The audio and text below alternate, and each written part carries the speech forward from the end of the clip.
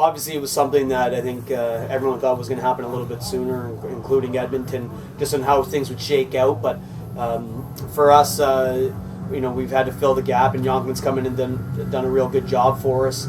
Unfortunately, there's just no room for him based on our affiliation agreements. But obviously, we're excited to get a guy like Bryan Pitton back in our lineup. I thought he finished. I thought his whole season last year, especially from January on, was tremendous.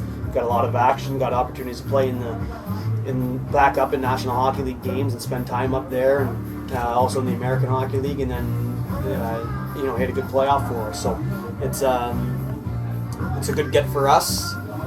Solidifies our goaltending position only in terms of we knew it was coming at some point potentially, and just when was that going to come? So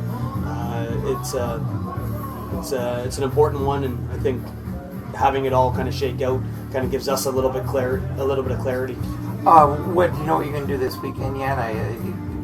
No. Do you even know who you'll start tomorrow? No, I don't know who. A lot of it's going to come down to me talking with Bryan Pitton when he gets into town later on tonight. So I won't know that until after Morning State tomorrow, most likely.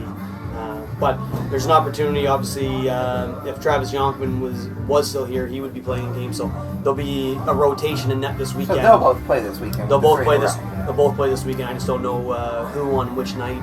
Jordan Bendfeld also. So I mean.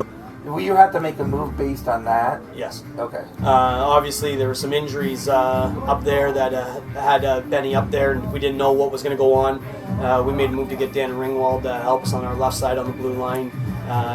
Bendfeld coming down a little bit earlier than we originally potentially anticipated, so it creates a pretty solid backlog back there. But we're not in a position where we want to part ways with anybody, so we've got a couple guys that are banged up, so some guys are gonna have to spend some time on the IR. It's a nature of the beast, but defensemen are hard to find. Good defensemen are hard to find. We feel we've got a lot of good ones. We don't want to part with them unless we absolutely have to, and right now we're in a position that we don't need to. Are you likely to? I'm sorry, Mike. Are you likely to activate Benny this weekend? Yeah. Oh no, Bendfeld will play. No question about it. He'll play, and Ringwald will play. So that means that there's going to be 3 guys out of the lineup each night on our blue line. So who those 3 are haven't been completely decided, but it's again, for us, it's making our hockey team better in our minds. You're adding a player, a third-year pro, in Jordan Bendfeld, a guy who adds a lot of toughness and a lot of just ability, being a defensive defenseman, to shut down opposing forwards. It's going to help our team. What did you see about Pitton and Bendfeld in terms of how they performed at the Young Stars tournament last time you saw them personally, in terms of a good length?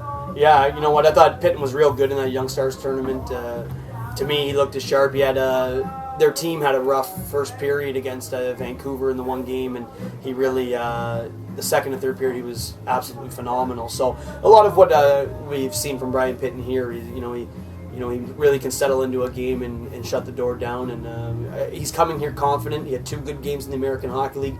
One was a tough loss with travel on the day of a game, flying from Oklahoma City to Toronto, and the other one was an 8-2 win against Houston. I think it was their first win of the season. So he's coming in with confidence, and he's getting bounced down because of 4 National Hockey League goaltenders, and I think that's something to take in consideration for him. They've got high hopes for him, and it's an opportunity for him to come down here and play regularly. First time this year you've played back-to-back, but you've played 1 game in 13 days. And I know Bakersfield's they played last night. They played a little more frequently. But for you guys, you played 1 game in 13 days and now 3 in a row. I know all you can do is practice and stay in shape, but what's this weekend going to tell you about the team? Well, I think it's going to give us an opportunity to play 3 times, and then jump on the bus Monday night and head to Idaho to play Wednesday, Friday, Saturday. So I think the guys are looking forward to the opportunity to play games consecutively and often.